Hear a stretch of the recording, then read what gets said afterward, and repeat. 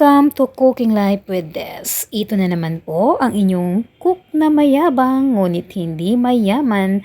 Today magluluto tayo ng bitter gourd or ampalaya. At ito ang ating mga sangkap. We need 1 kilo of ampalaya or bitter gourd. Remove the skin using the peeler or the knife. Cut it in a round shape thinly. Then, just like this, and then add 2 tablespoons of salt, any kind of salt that you have at home or available.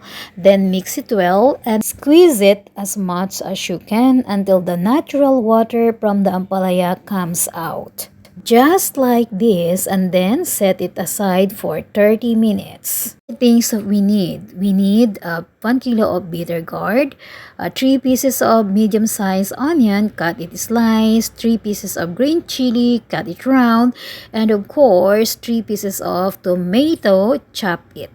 After 30 minutes, remove the water from the ampalaya or the bitter gourd. Just like this, squeeze it nicely as much as you can. Now, let us wash it.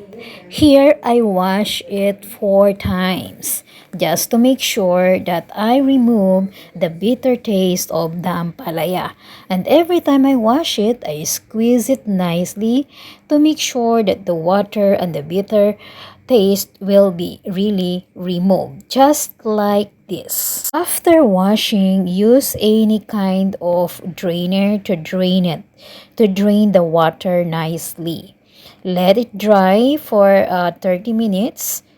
After 30 minutes, get a dry, clean cloth and then spread the ampalaya or bitter gourd on it. Let it get dry again for another 15 to 30 minutes. Now, let us fry it. Here, I use 1 tablespoon of oil and then spread the ampalaya on it. Just like that, spread it equally and let it be fried or cooked until it becomes golden in color or light brown.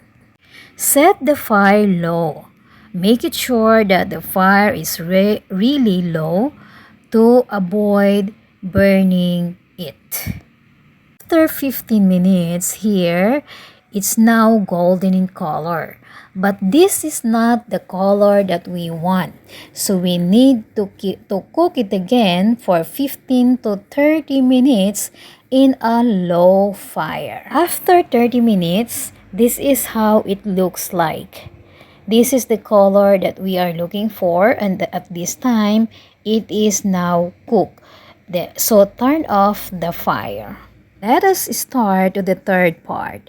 Get a pan, add 2 tablespoons of oil or cooking oil. Let us start frying the onion until it gets soft, and then cover it for at least 5 minutes. After 5 minutes, check it and it will become like this. Make sure that the fire is not too high. You can make it at least medium fire. Add the tomato and then mix it nicely and let it cook for at least 3 minutes. Then add the green chili. Right? Add 1 teaspoon of chili flakes. It's optional. If you don't want spicy, you can skip these ingredients. Then salt, here I use 1 teaspoon of salt, but it's up to you also if how much do you want it to be salty. And then mix it well. Cover it for 5 minutes. After 5 minutes, add the bitter gourd or ampalaya and cook it for 10 minutes. After 10 minutes, here it is. It's done or cooked. Garnish it with coriander leaves or garam masala. These are optional. You can also use meat as a garnish or mix it with meat. And it's also optional. This is now cooked. Thank you so much for watching. And if you are new to my channel, please don't forget to subscribe, like, and share. Bye!